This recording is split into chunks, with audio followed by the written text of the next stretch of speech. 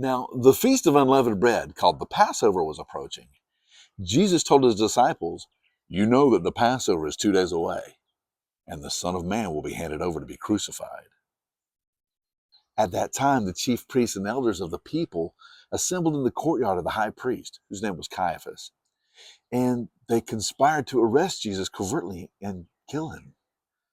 "But not during the feast," they said, "or there might be a riot among the people."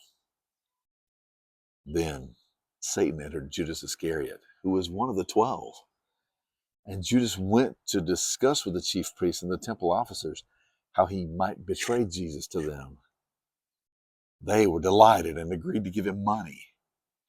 And Judas asked, "What are you willing to give me if I turn him over to you?" And they set out for him 30 pieces of silver.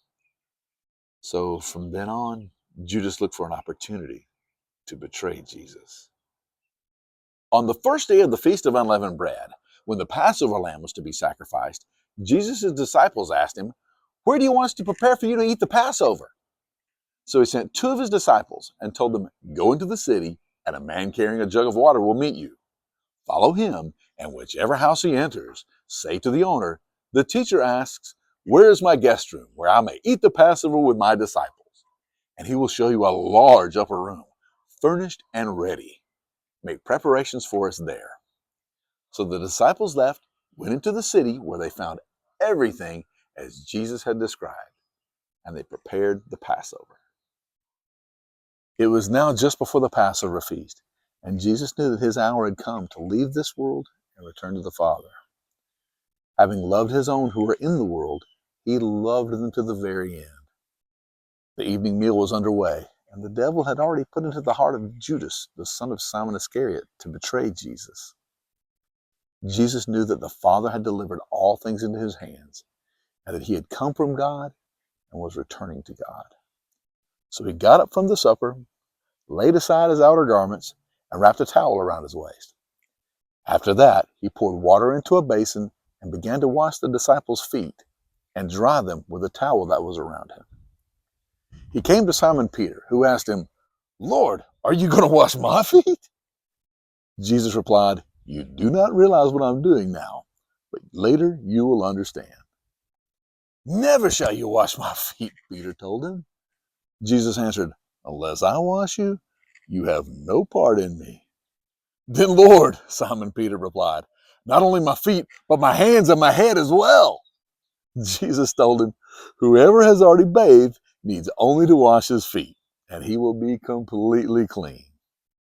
And you are clean, though not all of you."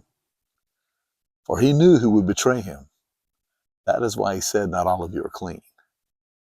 When Jesus had washed their feet and put on his outer garments, he reclined with them again and asked, "Do you know what I have done for you? You call me teacher and Lord, and rightly so, because I am. So if I, your Lord and teacher, have washed your feet, you should also wash one another's feet. I have set you an example, so that you should do as I have done for you. Truly, truly, I tell you, no servant is greater than his master, nor is a messenger greater than the one who sent him. If you know these things, you'll be blessed if you do them." I am not speaking about all of you. I know whom I have chosen. But this is to fulfill the scripture: "The one who shares my bread has lifted up his heel against me."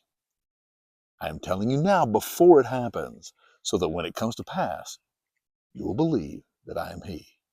Truly, truly, I tell you, whoever receives the one I send receives me, and whoever receives me receives the one who sent me.